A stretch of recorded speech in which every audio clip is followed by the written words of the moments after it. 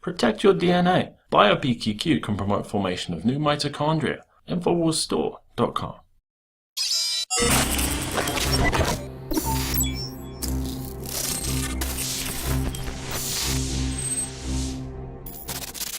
Pullitzer Prize winning journalist Seymour Hersh says he is not backing off anything that he said in his blockbuster 10,000-word story that was released this week, arguing that the official account of the American raid that took down Osama bin Laden is based on one big lie.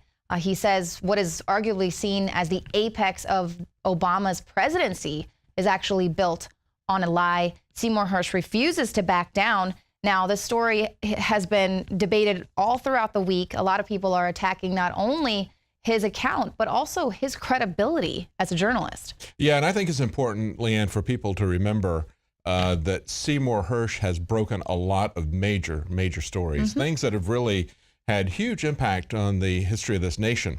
One of them, of course, is the Church Committee. That came from an investigative report by Seymour Hersh back in 1974. Here's the title of this. Huge CIA operation reported in U.S. against anti-war forces and other dissidents in Nixon years. And they point out in the article that at least 10,000 Americans were maintained, a list of 10,000 Americans maintained by a special unit of the CIA that reported directly to the director, Richard Helms. Now, of course, Richard Helms, you famously see the pictures of him at the Church Committee hearing, holding up the assassination gun and other things. The Church Committee hearing focused primarily on the CIA, primarily focused on sensational items like that, assassinations. He, however, really got to the crux of the matter, and it was picked up by Pike. And they had a House Committee hearing at the same time that the Senate had its Church Committee hearing. Pike, who headed that in the House, really got to the gist of what was going on. He asked some very important questions. One of the things that he got out of that was an admission by the CIA director that the NSA was tapping people's phone lines. So this is something that goes back to the 1970s. As a matter of fact, he points out in his article that it goes back to the 1950s that the CIA was collecting information on Americans. This is something that was started even before that by Lyndon, after that, I should say, by Lyndon Johnson, who wanted the CIA to start doing counterintelligence operations on people who are anti-war, who are protesters, that sort of thing. Not just the FBI. Everybody's heard of the FBI's COINTEL program. Most people have forgotten about Seymour Hersh's revelations about the CIA, and most people have completely forgotten about the fact that that resulted in the Pike Committee exposing the NSA, what they were doing to American citizens. Right, and we also learned that there in that hearing as well, that the CIA was working with the media as well on their COINTEL Pro. And with corporations. We found that the NSA was working with AT&T, Western Union, the same types of large corporations that had the communications infrastructure. They were using that along with the corporations, major corporations, to spy on the American people.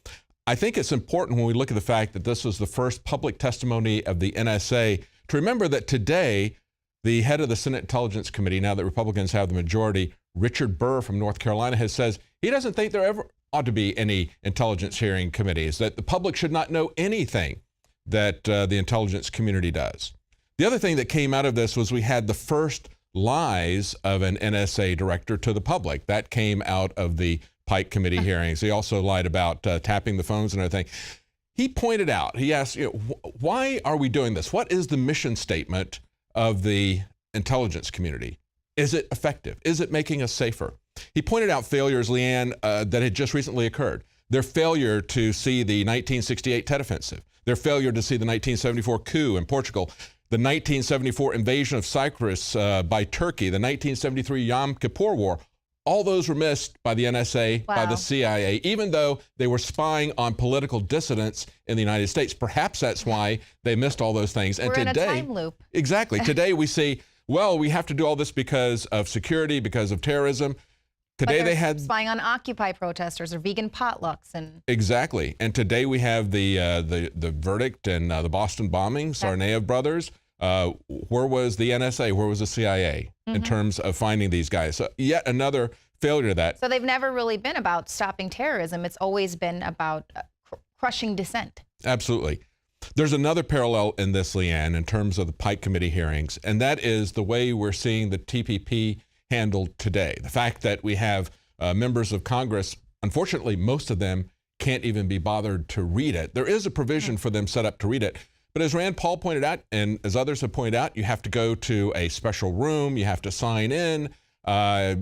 Someone hovers over your shoulder. You've got to destroy any notes you take. You can't take those notes out with you. They responded, a real prevarication, saying, of course you can read it, but you can't tell anybody what you've read. Okay? This message will self-destruct. Yeah, you can take notes, but you can't take those notes out with you. Okay? And so you had a similar thing happen with the NSA when they came before the Pike Committee. He said, where is your charter? Because the CIA had a charter, which they violated, okay? But he said, where's your charter? And then the guy says, well, you know, you can go down somewhere to look at it. This is the back and forth that goes between Pike and the head of the NSA. He said, you're talking about a document that set up the entire NSA. It's one which all members of Congress are entitled to see without shuttling back and forth downtown to look at it. And he came back and says, well, I can't show it to you because it's got secret material in it. And he goes, well, it seems incredible to me, frankly, this is Pike saying, that we're asked to appropriate large amounts of money for that agency, and in those days it was $10 billion. Today that'd be probably about $50 billion, which employs large numbers of people without being provided a copy of the piece of paper by which the agency is authorized. He didn't want the paperwork put into the congressional, in the public domain, because they weren't created by legislation. They weren't created by charter. They were created by executive orders of Truman. So this problem that we have with executive orders, this problem with excessive secrecy, with agencies that are absolutely black, that cannot, the public cannot see anything that they're doing, just like these trade organizations, just like today's NSA and CIA. This has all been going on since World War II, probably earlier than that, but certainly that's been the pattern for a very long time. So the tyranny is nothing new, and journalists like Seymour Hersh, who are going to go that extra mile and dig deep and find out about things like this, they are a threat, seen as a threat. And so obviously one of the big things that people are saying, well, we can't take this story seriously, is because he uses anonymous sources. Yes, and they criticized him for that at the time. The Washington Post criticized him for that in this expose of the CIA. At the same time, the Washington Post had just broken Watergate with anonymous sources. The difference was, Leanne, that Seymour Hersh, he has unnamed sources where they had anonymous sources. Their anonymous sources that they used at the Washington Post were presumably not known even to the editors, whereas when he has unnamed sources, he makes sure that his editors know and vet who those sources are. That's the difference. Keeping the sources unnamed versus having secretive sources that nobody other than the reporters, in the case of the Washington Post, these were new reporters, cub reporters that had never done anything before, and they were allowed to use these secretive sources like Deep Throat or whatever. Nobody presumably knew who they were. Yet the Washington Post would still criticize him for this. Why? Because he's going after the intelligence operations that have been ineffective, that have been something, and you know, when they say they're making us safer, when I look at this newspaper from 1974, all over it is stuff about Iran. Okay, they're talking to former intelligence people. Richard Helms had by that time left the CIA and had gone to Iran. He was the ambassador in Iran. Then we have the Shah asking Americans to push for big contracts in Iran.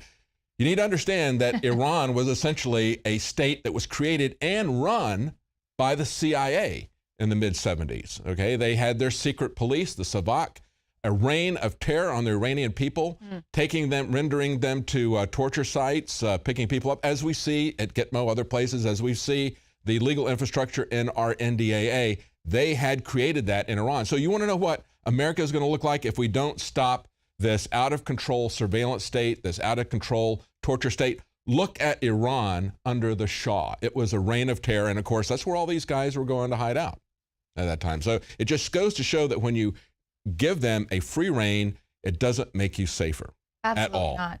So it's incredible. I mean, it really is like we're in a time loop, just seeing the same exact stories on the front page with Iran, and then attacking journalists who would dare go that extra mile to dig a little bit deeper, like Gary Webb or Cy Hersh, but also just looking at these NSA programs and how they were never about stopping terrorism, because again and again and again, they failed. There's so many instances of where they did not stop the terror attacks, Could it be because they want them to take place?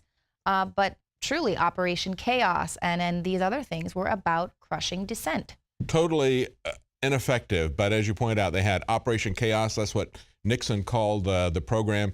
Before that, under Lyndon Johnson, under LBJ, it was called Project Resistance. They worked with college administrators, campus security, local police to identify anti-war activists and political dissidents without any infiltration taking place, they said. Then Nixon combined all that together with Operation Chaos. And I thought it was kind of funny, Leanne, that, you know, there was this Mel Brooks TV comedy that was created called Get Smart. And the antagonist in that, the nemesis in it, was Chaos. And that was about 4 years before these guys actually started this thing. So perhaps that's where that came from. But here's the difference. Today, it's much, much more dangerous because they did not have the technology in those days to record and analyze all these conversations. They could tap into people's conversations, but they were very limited, just like the Stasi was very limited in what they could do. Today, the added advantage of technology makes them far more dangerous. Even though they're doing the same sorts of things, they have that additional leverage of technology that makes it far more dangerous. Right, and they're actually, a lot of this new technology with social media and everything was created with the intent that they would be able to collect all of our data. They're saying, wow, this is really wonderful. We're going to be able to build a Matrix-like reality, simulate what's going on in the real world. People are willingly giving up their data, letting us know where they are, what time. They turn on their smart homes that are tracking us and just giving us all of this information. And we've actually reported on some of these programs, the Sentient World Simulation. It's a continuously running mirror model of reality, and this helps them predict and evaluate future events and courses of action. And that's just one program. Yeah. That's what's so troubling about the whole concept of mastering the human domain, which is a subtitle of the Jade Helm logo. When you go back and you look at human domain analytics, they talked about how they were looking at national intelligence, then they took it down to regions, then they took it down to individuals. They're looking at everything about you, who you know, your activities, tracking you constantly, and then looking at a context of politics and religion and various other things about you. That's what makes this all so dangerous. And what makes me so concerned about Jade Helm is that you can see, looking over the last several years, if you go back and you look at McRaven and others, they've been talking for quite some time about the special forces being boots on the ground for this intelligence gathering, saying you can gather a lot of intelligence and we can use that along with you to identify bad people and to track them, to create a map of the bad guys, essentially overlay that over a geographical map. But you need boots on the ground. You need human intelligence there that can also be spying on people and reporting this back to you. So it is total. It's not just looking at your license plate as you drive by, not just having cameras everywhere, but also having physical spies on the street. And that's what Jade Helm is about, is this merging of the human domain analytics, activity-based intelligence, all these different aspects in with special forces, with the military, with the police, merging them all with the NSA. Right. How are people going to react if the water supply gets cut off, or if there is a military coup in their state? How will they react? And they can see how the state of Texas has reacted. Predictive also, looking at it and saying, well, I can see this, I think this might happen, singling out people because they think they might commit some kind of a crime or an action in the future, taking action against them, but then also taking this as part of a PSYOP, analyzing it, and trying to shut this down, taking away people's will to fight, taking away their ability to fight, using PSYOP operations and disinformation to people to keep them passive. That's all about population control. So they use the human domain analytics to master us. And that can be psychologically or it can be physically in the case of special forces. Right. And you're absolutely right. It is about numbing us to the presence of troops on the street, you know, in civilian clothes, gathering intel. And it's almost like when we're bombarded with all of this racism here every day, you become numb to it. You almost really stop caring. Oh, another riot. Oh, another protest. Oh, goodness. And that's essentially what happened back in the day when the Pike Committee hearing did this. People had seen so much about the CIA, so many admissions with Watergate and everything. The people just started turning off to government corruption. They went back, turned inward. just worked on themselves, their private life, their entertainment. They didn't pay any attention to this. We wound up not doing anything. The only thing that came out of it was the Foreign Intelligence Surveillance Act, FISA. And all that has done is serve to give a legal cover to the NSA's current dragnet surveillance. They just go to a FISA court with one judge, no adversarial relationship, get him to say, yes, you can spy on, as Rand Paul called it, Mr. Verizon. And they go out and get everything that Verizon Blanket has. warrant, right. And it's so funny as well because the American people, something has switched on with this whole Jade Helm. People are saying, this is unusual. But even in the face of that, they're still saying, this is completely normal. We do this all the time. It's just a little bit bigger. And there's drills and exercises in every state constantly now. And it's completely normal, even though in our spirit, the American people are saying, wait a minute, something isn't right with this. Yes. And it has trickled down to so many mainstream elements for a reason. And even in the face of that, we're being told it's completely normal. I think it's the slides, being able to see the maps there makes it real to people, just like they had heard many times about dragnet surveillance and the intelligence agencies getting out of their legal jurisdiction. It wasn't until they saw slides. Now, those slides labeling Texas and other places as hostile, that was a very crude representation. It was just for an exercise, but you have to realize the reality is far worse than that. The reality is that they are mapping you down to the individual level with human domain analytics. Geospatial intelligence goes back to 1996, 5 years after it was created. In September of 2001, does that sound like a familiar date? September 2001. James Clapper, the guy who famously lied to Ron Wyden and said, no, we're not collecting anybody's data. James Clapper was set up his first time he was put as director of an intelligence agency. It was director of geospatial intelligence. And that's what they're using for human domain analytics.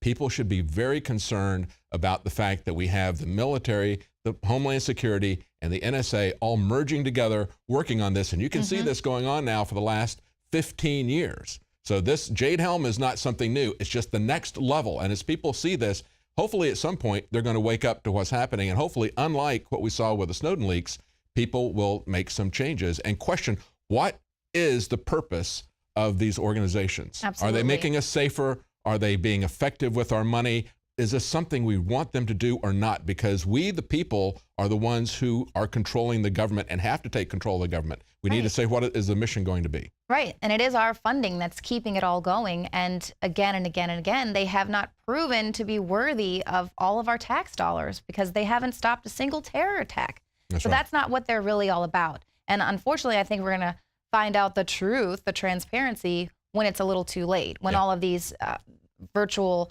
matrix reality is turned on and we're already enveloped in this digital imprisonment, the digital enslavement that we're helping to build with all this technology. And, in the meantime, I hope that we are wrong. I would like to continue to just be the crazy conspiracy theorist. I just hope we aren't right about this. I hope they don't ever bring the hammer down on America. Well, they're selling all this with fear. They're selling it all with conspiracy. And when the enemy doesn't really exist, they eventually create the enemy for us. If the war and the threat doesn't exist, they create the war. They create ISIS.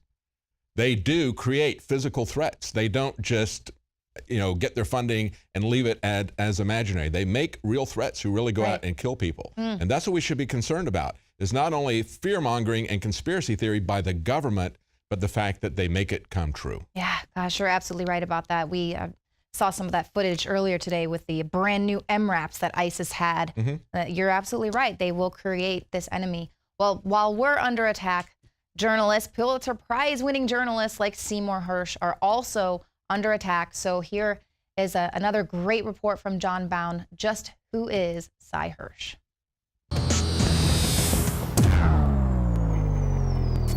Who is Cy Hersh, and why does what he says matter? Mr. Hersh exposed the cover-up of the 1968 My Lai massacre of between 347 and 504 unarmed Vietnamese citizens and received the 1970 Pulitzer Prize for international reporting for his work. He has notably investigated the CIA's secretive Project Azorian. Hersh recently exposed the mistreatment of detainees at the Iraqi prison Abu Ghraib. Mr. Hersh has the journalistic integrity to take the lonely path seldom seen towards the truth. Now this award-winning journalist and touchstone to a fading era of investigative journalism faces an administration that has set a new record on what can only be declared as a war on transparency. The Society of Professional Journalists, made up of 38 groups, wrote a letter to the Obama administration criticizing its overall politically driven suppression of the news. Hersh's solution to the lapdog media that whitewashes Obama's dirty laundry is to shut down news networks like NBC and ABC and fire 90% of the mainstream editors, replacing them with real journalists who are outsiders and not afraid to speak truth to power. The Republic's in trouble. We lie about everything. Lying has become the staple, concluded Seymour Hersh. The way to make government responsible is to hold it accountable.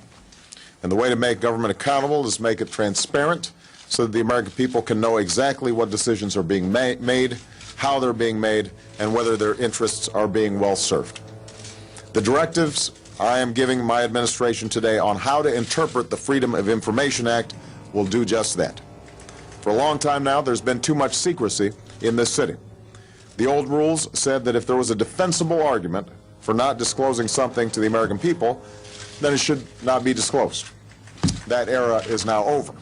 Recently, Seymour Hersh said that the raid which killed Osama bin Laden in 2011 is one big lie, and that not one word of the Obama administration's narrative on what happened is true. Speculation that the Obama administration may have embellished or outright lied about the true account of what happened has persisted, mainly because the White House has refused to publicly release images of bin Laden's body. Although the White House said the corpse was immediately buried at sea in line with Islamic tradition, it quickly emerged that this was not standard practice. Numerous analysts have claimed that bin Laden had in fact been dead for years and that the raid on his alleged compound in Pakistan was little more than a stunt. It's on record that Steve Pachinik, who worked as the top deputy to Henry Kissinger and who also is a high-level Council on Foreign Relations member, was interviewed back in April of 2002 and said that bin Laden was dead and that was on ice, and that in the future he would be used at a politically expedient time to bolster the government in the eyes of the people. He died of Marfan syndrome. Bush Jr. knew about it. The intelligence community knew about it. CIA had already sent a physician way before, under the Clinton administration, to see him at the American hospital in Dubai. He was already very sick from Marfan syndrome, and he was already dying. So nobody had to kill him. He had El-Zawahiri, who was the physician with him, who is still a physician. I don't know where he is. But we knew he was already dead by 9/11. It was very clear that he was dying. At Tora Bora, he probably died. Tommy Franks, general, said accidentally that he died. But then Madeleine Albright in 2003, on December 17th, went on Fox News program and said that he was dead and on ice, and that the Bush administration was thinking about rolling him out during the 2004 election if they needed it. But then because of that coverage, the inside baseball was they didn't. Other questions also persist, such as why the narrative and timeline of the raid has changed multiple times, why the White House initially claimed that Situation Room photos showed Obama watching the raid live when in fact there was a blackout on the live feed, and why neighbors in the immediate area surrounding the compound said with absolute certainty that they had never seen bin Laden and that they knew of no evidence whatsoever to suggest he lived there. You know that if somebody new comes in your street, in your area, you always know. The next house is my other house, which I rented to my cousin friend. I never seen anything like that, and that's why I can't believe that. And to be honest, it's not true. Osama, maybe some other people, but Osama is not the bird who came, went to the inside, because this is restricted area. When we came out from outside to come here, to always army will say, oh, where's your ID card? So it's not believed. They were pounding Pakistani civilians and poor hapless villagers there with their drone attacks, with the Hellfires and with their Reaper missiles. So they have caused something like 2,500 casualties when the man that they were hunting was actually hiding in one of the urban centers of Pakistan. Now, this is remarkable. You want to believe what I call a Lewis Carroll fairy tale, that bin Laden, who the most hunted man since 2002 in the world, decided he's going to, the one safe place to live is in a compound 40 miles from the main capital of Pakistan. I'm sorry, it goes against the grain. I've been doing this all my life, you know, and all I can tell you is I understand the consequences. I've been a reporter, as you know, for 50 years in this town. Not everything turns out the way you think it's going to turn out also, even in your own career. I mean, I would argue that a lot of the stories I wrote were pretty much on mark. John Bound, Infowars.com.